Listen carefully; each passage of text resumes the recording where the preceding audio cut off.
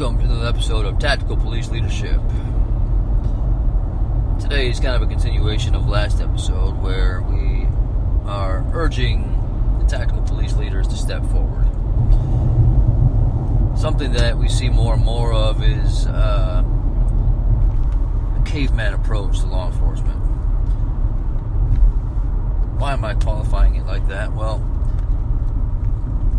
before the coronavirus, the profession would always talk about how ahead of its time it is in technology, surveillance equipment, and robots, and all these different things that can supposedly take the place of, or at least assist people in the law enforcement effort. Would it now be an ideal time to deploy those resources? Why risk human life unnecessarily? While certain cities are clearing their streets, they're sending officers. Neglectful command, I'll let you be the judge. However, I do know that in most big metropolitan areas, there are several agencies with jurisdiction. And of those, at least some of them have surveillance throughout. How about approaching this with tactical police leadership and care towards the rank and file, and have groups of people in safe locations monitoring using the cameras that are spread out through the city or through the town? And much like in the previous episode, deploy actual police officers and law enforcement professionals throughout the city in safe locations so that we maximize response time and response effectiveness. And that way we're putting technology to best use. Why risk a life if you don't have to?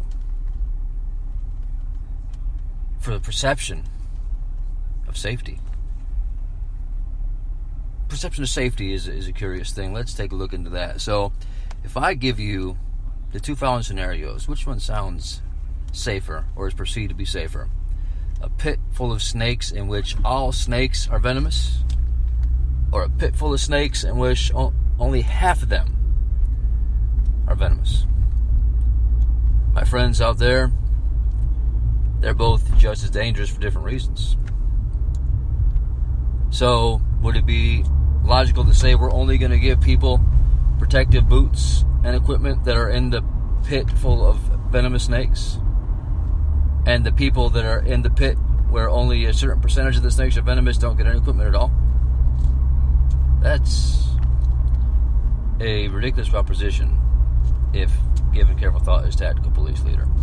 Again, this is not with any one agency in mind. This is not a slam on any one agency. This is a call to consciousness that all tactical police leaders please come forward and help city administration and state administration realize that there are safer ways to patrol.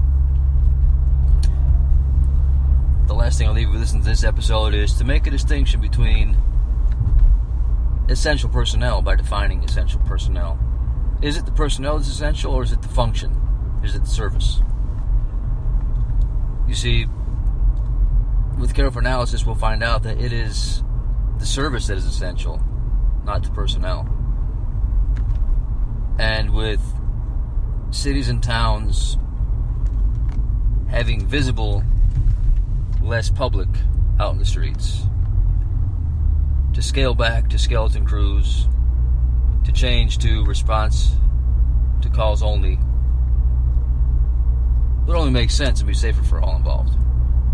So, tactical police leaders, please step up and help bring this thing back to order.